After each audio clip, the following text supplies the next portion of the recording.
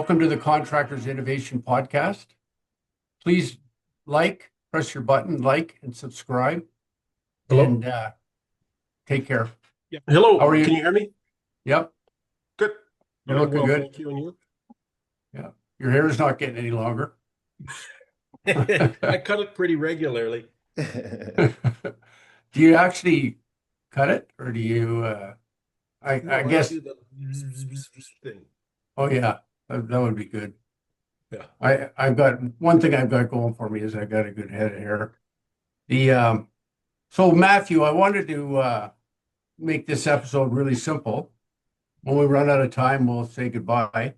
Um, Dante, I think I figured out my Zoom problem. Okay. So, but for now, we're going to talk about 50 years of Isherwood. And what I thought we would do, Matthew, is get your impressions right now, being a senior engineer at Isherwood, and in particular, looking back to 50 years. And Brian Isherwood has passed away, but what's your memory of Brian Isherwood?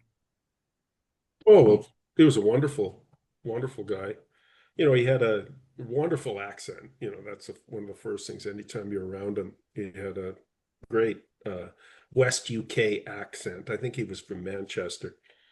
And he was a great teacher and mentor, very calm and extremely knowledgeable, very, very bright. I mean, that goes without saying. Anybody that was around him, you pick up on that very, very quickly.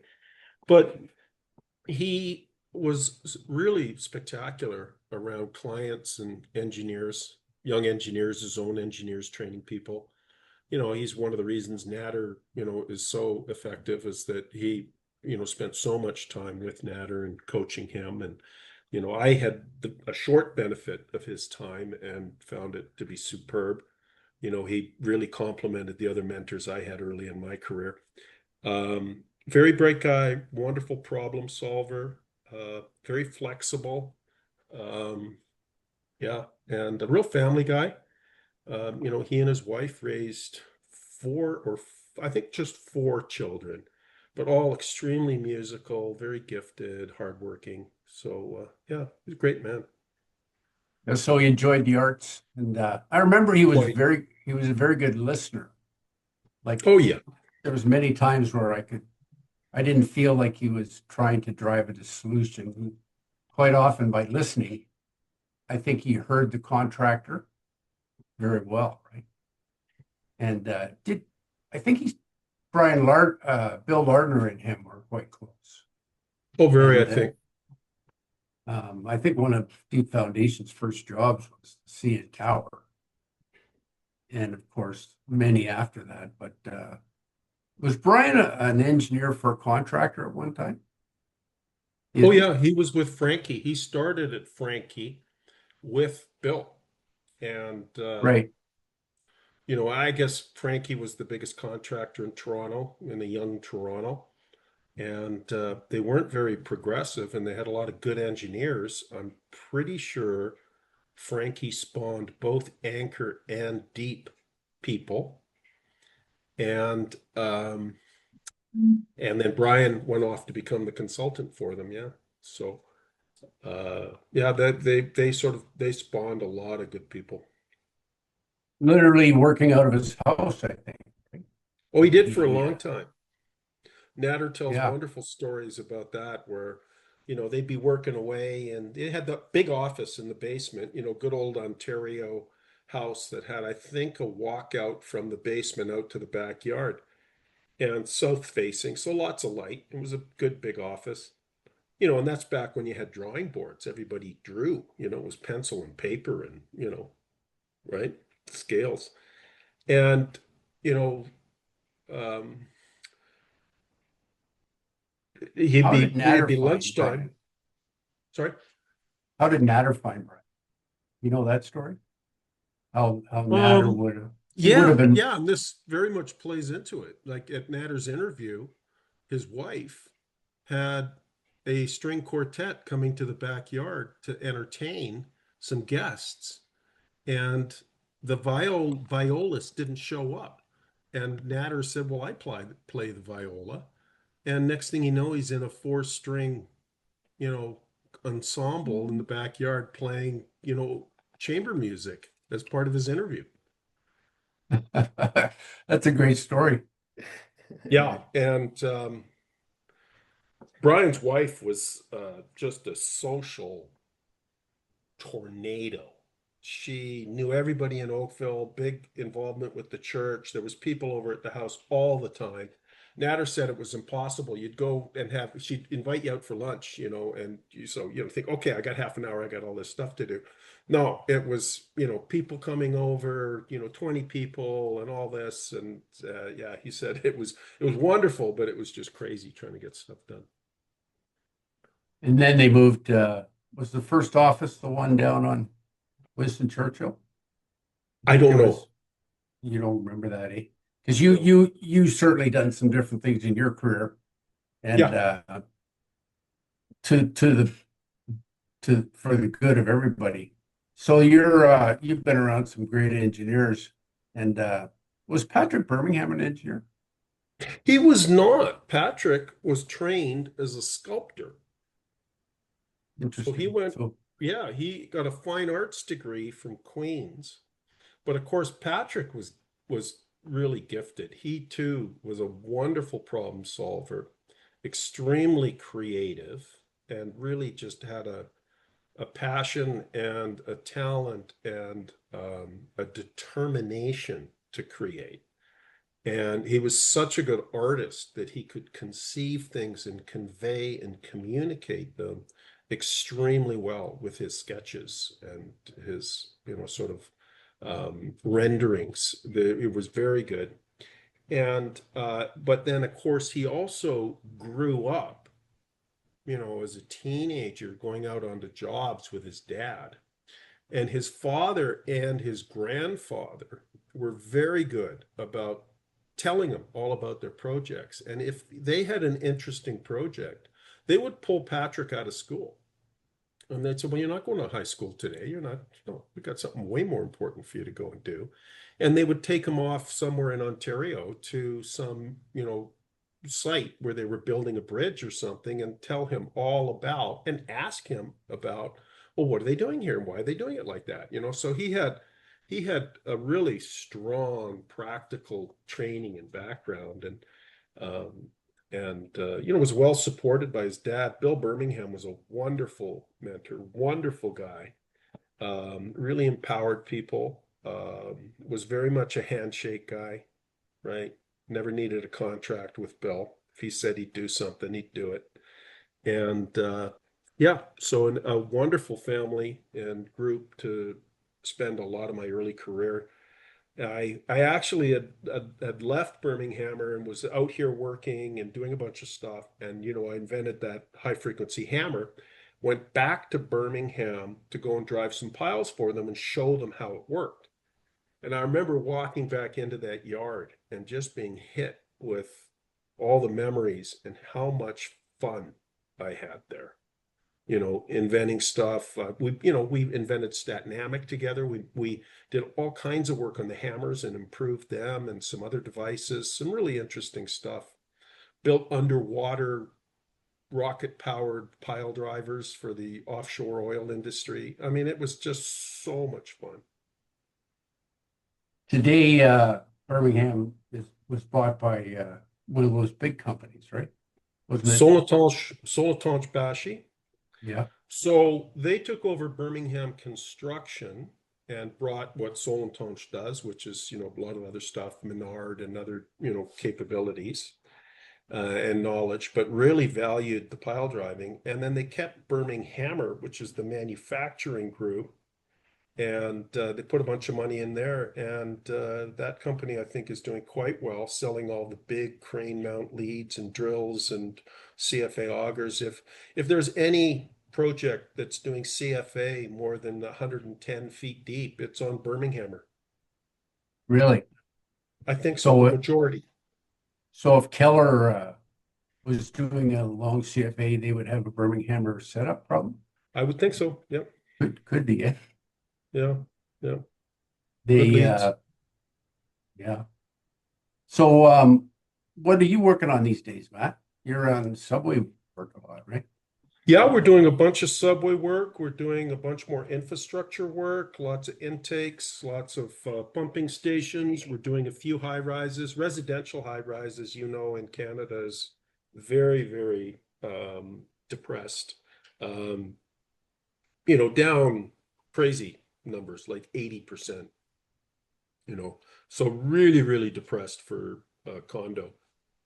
Is But that a lot of because the prices have dipped for condos? People Well, have I a think lot there of, was a lot of product on the market. I think there was a lot of foreign ownership, and I think some of the foreign ownership um, has slowed. I don't know if it's going elsewhere, or they don't have the same feelings about Canada, or maybe it's the North American market. They're worried about the Canadian market because of Trump, etc. I don't know, but there's a lot of product that I think the foreign market is selling. And so prices are down. Prices are down 25%, which is significant. And and I think there's, as I said, a lot of product in the market. And so it's interesting because, the really top builders in the Toronto market, have nothing in the pipeline. They have no product in the works. And it's a 5-year cycle, right? So you it's you mean quite remarkable. for condos? For For con, condos, yeah. yeah. So a lot of it's going rental. The government has changed, um, a lot of the payment schemes and the permitting for rental because they want to get more rental out there. I mean, the government, if you're a developer and you want to produce, a condominium development, 38% of the cost of that development goes to the government for fees, for um, upgrades to their funding for upgrades to the community, the sewage system, the parks, et cetera, et cetera, et cetera. So the government, I mean, if you're a if you're a developer, do you think they make 38%? They don't make that kind of money, right? So you got $1 million condo, 380,000 out to the government, provincial, federal, municipal, all that. So that $1 million condo would cost $620,000. The developer, if he does well, a, a good investing developer that really runs the project well, might make 25%. So the developer makes 150,000, government takes 380. Who's making the money here? Yeah, it's ridiculous. And think about it. For a Canadian, $1 million condo versus $620,000 condo. What does that do to affordability? Right? And then the government gets an ongoing, yearly, annual tax, property tax too. It's just people don't realize how much the government takes. So how many people would be working with Natter now? His office is pretty big, eh? No, the company's downsized a little. So Moner, the monitoring arm, would be about 25, I would think. And That's pretty big. then, yeah, and then Isherwood, the consulting side with all the CAD and the administration, the engineers and project management would be about 60, 50 to 60, I think. Yeah. It's a nice size when you think about how Brian started in his basement. Oh, yeah, they've had incredible growth. I think, the big thing when they hit $1 million in fees in about 2001. And they've been north of 10 million for a long, long time. Mhm. Well, good for Natter. Yeah. He's who's does he have partners now? Are you involved in I'm not. I joined late and I've been off, dipping my toe into other ventures. But he's got a number of the senior people there that are involved and shareholders. You were saying that you were working on a patent, Matt. I am. Can you say roughly what? Not at this time. No, I Oh, don't want it to become public. I like the keeping things a secret, but it's along the lines of residents? Oh, it's definitely a dynamic aspect. Yeah, there's Mhm. dynamics to it. Yeah. Yeah, solving some of the tooling issues in the industry. Mhm. Yeah. So how do you see, can you make a comment from Isherwood as far as contractors go? You know, you see, obviously, you see my old company, HCM and RWH take jobs, but the GIP seems to be a big group. Like, Well, a lot of the companies are associating themselves with design engineers. I mean, I don't want to speak for GIP, but I'm pretty confident they're using a small group of people that are some ex-Isherwood people, and they're using them very closely. They also come to us. Keller does a lot of in-house engineering, you know.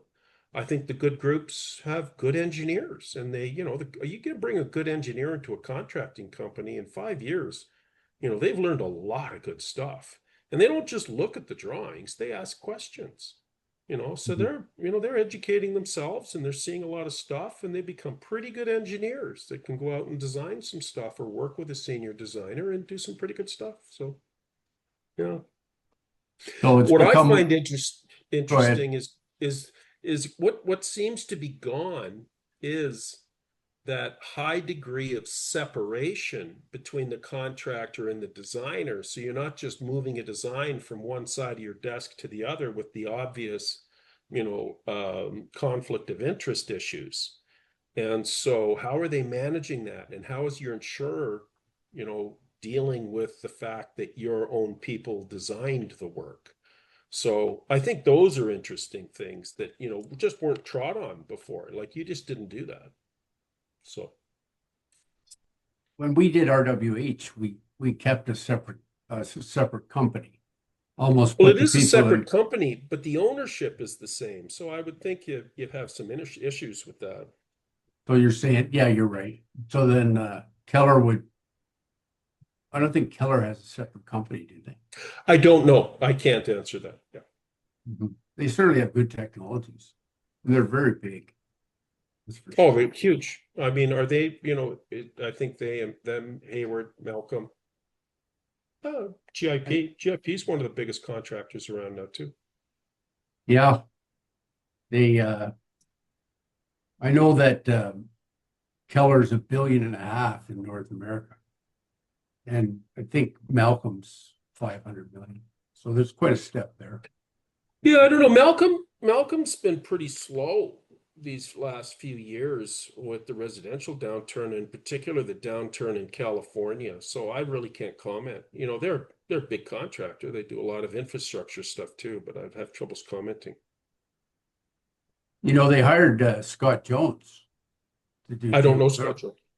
He used to be an operation manager at HCM. Oh, he And did. uh, and so he knew geothermal quite well because he did a lot of the glycol systems.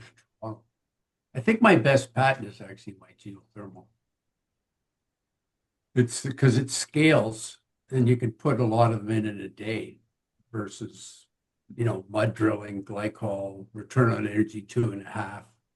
I can get a return on energy of 5, and I can put 5 30-ton units in a day with a BG34. So even though the waterproof wall, which I think you're aware of, hopefully we get some waterproof wall jobs with Isherwood, I certainly would tend to steer them towards you, Matt, in terms of, because I think you understand it. And, we have a close relationship with Chem Concrete. So Hmm. we're, uh, we're involved in selling Chem Concrete now in the Toronto area. Actually, William and I were sending a note off to MTO because, MTO is pretty good to use MSD rebar. They'll use MSD rebar, but if you put Chem Concrete with it, you could end rehab. I've been saying that for a while. It's a shutdown permeability thing. It'll actually bead water on a sidewalk. That's how Hmm. impermeable it is. Crystalline, they're probably 3 times better than a crystalline and they're more affordable. It's a nanotechnology that seems to have cementitious qualities to it. It's basically a slurry. But slurry is a very workable thing for ready mix operation. Put a certain number of gallons of slurry in there, and the magic happens. But the slurry is made up of uh, 5 nanos of I'll keep you informed, Matt, on all that. The Very good. so what tell us a little. I know you're frustrated with some of your subway jobs. The let's talk a little bit about the over design, which is always a bee in my bonnet, that they over design everything. Yeah. We have the Toronto raft slab situation where, I think my FEH rule lock will put a dent in that because you really don't need raft slabs in clay soil. But they said that you guys have to look at things with a certain perch water table. You tell me. But in Toronto, I think they just got tired of the combined storm and sanitary. When in reality, the storm and sanitary is already mixing in the street. You know what I mean? So it doesn't really happen on the property. But Well, if you go ahead.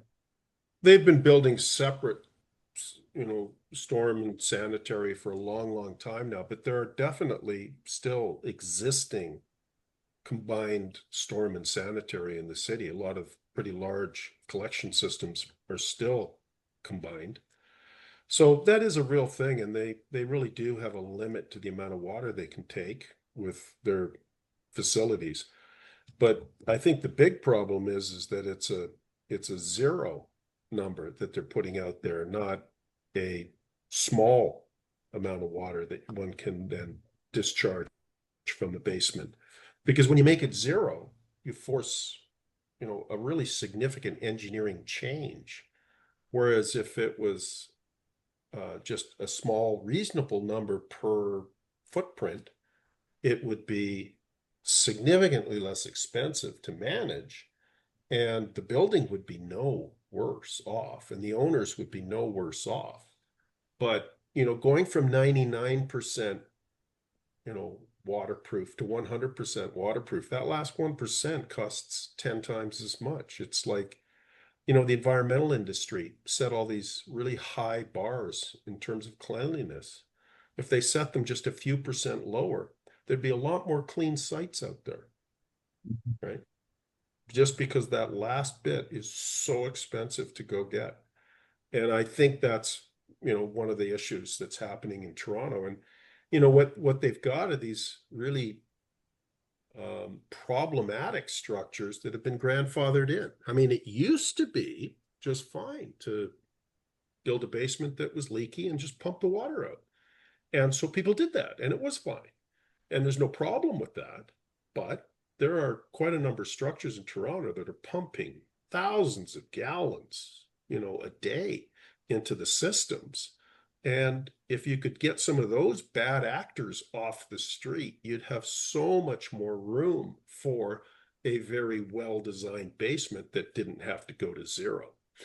The problem is, what do you do? I mean, you've got to literally build an impermeable wall around these structures, which very, very expensive and difficult to do.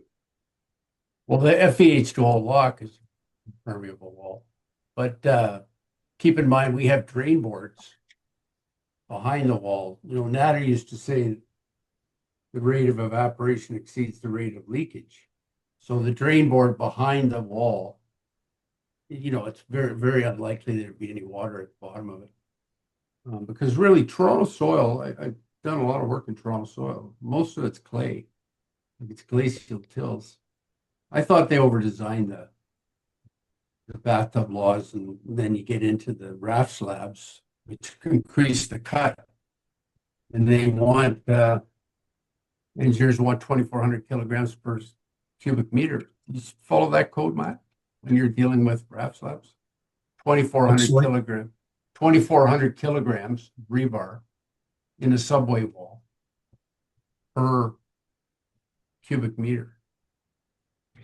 Well, they do over, and they do in the subways in particular, they're very over engineered. Yeah. Nothing you can do, because they're basically wanting it to be that expensive. Well, I think from the TTC's perspective, and it's not the TTC that's driving this. because it's Metrolinks now. Now, when the TTC was building subways, they very early came to the conclusion that maintenance costs a fortune, and building it right the first time is the cheapest way to go. And so they do on, the stations that they design or have great influence over, there are very, very thick, heavily reinforced walls and slabs. But the benefit is that you just don't have to maintain them. They don't crack, they don't leak. They are, what's overbuilt, right? I mean, if it's zero maintenance, kind of did something good there. 100 years and all you got to do is change the tiles because you want them to look different, and there's no problem with that structure. That's some pretty good investment. And so the TTC very much was driving that. And I think that's probably part of the driver that sits with Metrolinks. But a big problem with Metrolinks is I really have problems commenting on it in any detail at this time because we have clients. So I really have to be careful. And your design justification, you've sort of swore under your breath a few times that you found some of it anal, but yeah, I mean, if you've got structural engineers following the structural code when they're applying it to a temporary geotechnical structure that is below 15 MPa for reinforced concrete, well, it's not concrete, so the code doesn't apply. And yet they apply the concrete code to it. And it's a temporary structure. So do you want us to build the temporary structure for a 50-year life? Do you want us to do that? We can, but it costs a fortune. And it's going to be in service for 2 years. And they've got us designing for a 10-year life because some of the launch or receiving shafts, depending where the mucking's going on, depending on some other things, can stay open for a long time. And have. But there's absolutely no reason to bring in, S-class concretes, minimum 35 MPa, because there might be sulfides in the soil for a 10-year wall. And the wall is, we're drilling 1,180 or 1,000 millimeter diameter interlocking secants. So shave them and you got 800 minimum millimeters of concrete, and they're worried about sulfate attack because they're reading the structural code. yeah. So this must be a constant point of eyebrow raising between you and Natter, because it's wrong, but then how much time do you have the money from the client to argue this? And the Canadian and American specifications, the national specifications state that when you're dealing with things like durability, which is chloride and sulfate attack and freeze thaw and that sort of thing, number one thing is experience. What do you have experience doing in your area that works? Number one. Number two is to come in with other design issues that are preventative or remove the problem, right? And then you go to design and materials. And they're telling us that experience doesn't matter.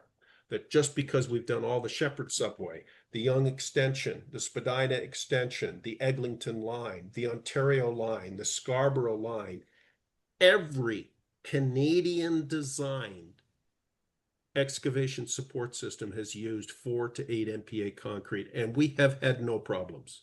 Oh, do secant piles leak a little bit? Yes, they do.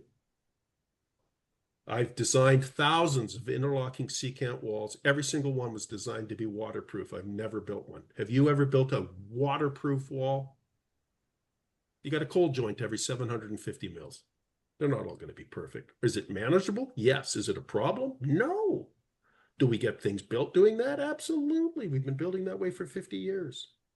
We're digging up 1 MPa walls that you put in, Martin, when you were early in your career. They look like they're brand new. Yeah, they tend to one MPA was a spec that was just more than 0.3. But I think the one MPA became 5, right? Over Oh time. yeah, it probably does. I want to core some of them. I'll bet you they're 5. Yeah. Who cares? 5 MPA, it's working beautifully. 50 years later, we've used them. We've put anchors through them. Yeah, we've used them. So the FEH tool log, which is the double 5 inches of shotcrete with feather edging, it's got drains in it, and it'll save $100 a square foot. That's the numbers on that. Eh?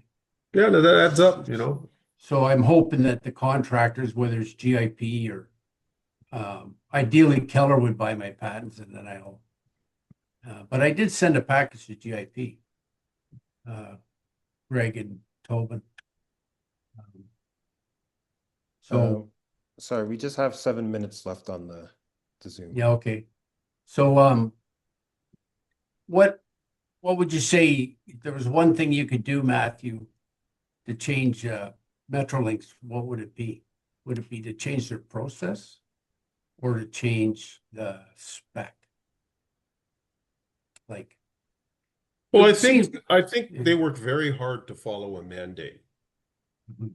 And so I think if there was a clearer mandate for things like design efficiency and cost, then I think they would follow that mandate. like value engineering or something that gave money back. I guess these Well, I think- jobs, the No, I think the P3, mandate that they have is to provide an over-designed structure. That's Mhm. that's the interpretation of the mandate they have. would you say that Isherwood's unique and you're working all over, are you not? This was about Isherwood's Yeah. 50 years. Do you work in the States? A little bit. Yeah. We typically Probably work not with- as much as you could, right? Probably. We've sort of sniffed around down there a number of times. We've got a partner that we work with in the United States. We don't actively pursue work there. We often just have clients come and ask us to go down there with them, Canadian clients, or we've got a few American clients that are sort of showing up and showing some interest in what we do. Alan McNabb works with you guys, does he not? Is that one of Alan your? works, yeah, Alan works with our forensics company. So we do a lot of investigative work in that company. We do a lot of expert witness work. We do a lot of means and methods reviews and that sort of thing. Interesting. Do you think Natter will ever retire, or will he? I don't It doesn't know. sound like it. Well, he's got some pretty nice kids and a nice wife that he likes to spend time with, and he's spending a little bit more time with them. So yes, I would have to say yes, he's going to. Mhm. Yeah. Anyhow, really appreciate the reflections, Matt, and we won't make you come on too often, but it's always a pleasure. I've always considered you one of the best engineers I know. That's how I often thank you. introduce you. You know, Well, thank you. Yes. I mean, maybe it's because of your practical side that made you Well, the engineer you are. You I know, don't know, having Martin. been a contractor. You Yeah. should not discount yourself. The ideas that you brought to market and developed not, you didn't just hand it off to some junior engineer and say, hey, do it this way, do it that way. Man, if you had a new idea, you implemented it, you drove it with the designers, and you went into the field and with your hands made sure it got done the way you wanted it to and trained everybody. And so you made a lot of advances in this industry. So don't discount yourself. And that was engineering and the ingenuity and the ability to make it happen in the field. I never had that. You know, when I was doing contracting, I didn't have the patience and the ability to communicate those ideas in the contracting field. I grew frustrated with it, et cetera, et cetera.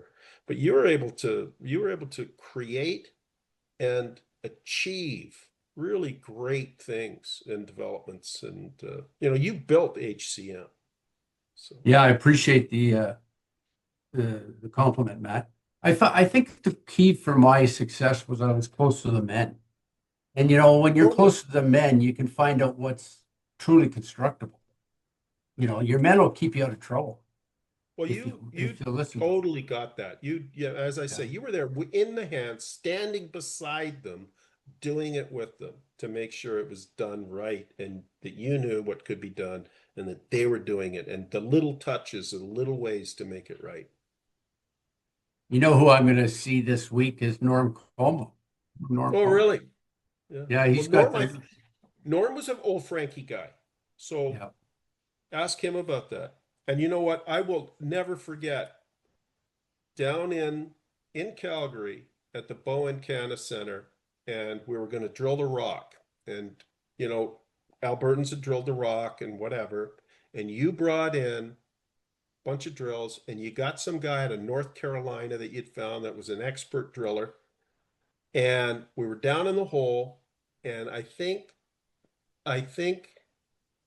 one of the other big geo companies was there. I don't know if it was Golder, if it was Tetra Tech or whoever became Tetra Tech. And we're down there, the other engineer, and I'm down there, whoever the geo was.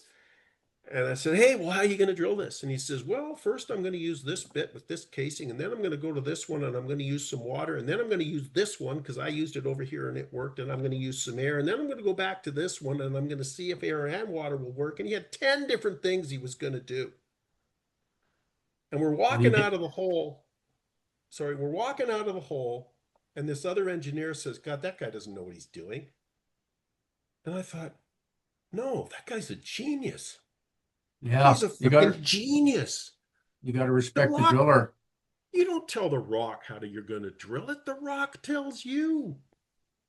He was totally respected that this is okay. It's a medium hard rock, and he says, I've tried this. He was going to go try. How many holes did you drill there? We're at the bow? Bowen Canna. 2,000? I don't know how many it was. I never really. You drilled a lot of holes. You drilled a lot of holes. And he went in there to figure out the best way at the beginning to drill 2,000 holes. We're just under a minute left. Okay, well, anyway, thanks everybody. Matthew, we finally got our thing done. And Very good. God bless you. Take care, bud. All the best. Bye. Bye.